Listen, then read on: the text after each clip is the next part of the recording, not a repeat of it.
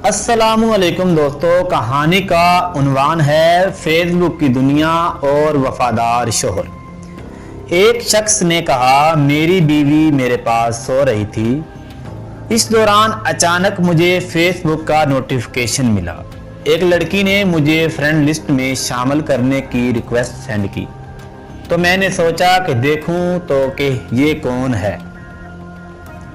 میں نے اس کی دوستی کی درخواست کو قبول کیا اور میں نے اسے پیغام بھیجا، کون ہو؟ اس نے جواب دیا، میں وہی ہوں، میں شادی تو کر چکی ہوں لیکن میں آپ کی شدید کمی محسوس کرتی ہوں۔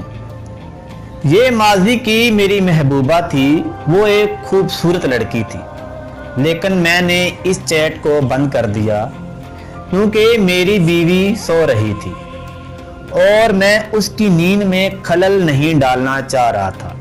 پھر میں نے بیوی کی طرف دیکھا، وہ گھر کے سارے کام کرنے کی وجہ سے تھک ہار کر گہری نیند سو رہی تھی۔ جیسے ہی میں نے اس کی طرف نگاہ ڈالی تو میں نے سوچنا شروع کیا کہ وہ کیسے خود کو محفوظ محسوس کرتی ہے کہ وہ ایک انجان گھر میں اتنی آرام سے سو سکتی ہے۔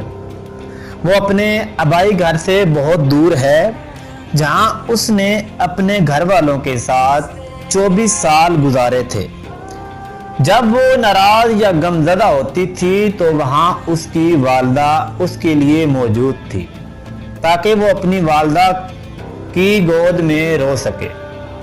اس کی بہن یا بھائی لطیفے سناتے جس سے وہ ہنسنے لگے۔ اس کے والد گھر آ کر اس کی پسند کی چیزیں لاتے۔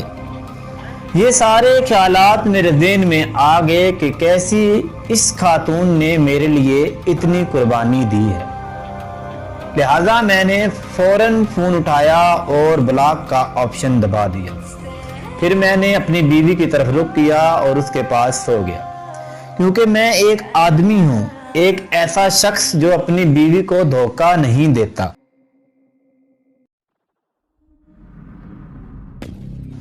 اور ایک کنبہ نہیں توڑتا ہے۔ میاں بیوی میں محبت تب کم یا ختم ہونے لگتی ہے جب کوئی تیسرا درمیان میں آ جاتا ہے۔ دعا ہے کہ اللہ تعالی ہر میاں بیوی میں محبت قائم رکھے، آمین ثم آمین۔ دوستو، آپ کو کہانی کیسی لگتی ہے؟ کمنٹ باکس میں اپنی رائے کا اظہار لازمی کیجیے گی۔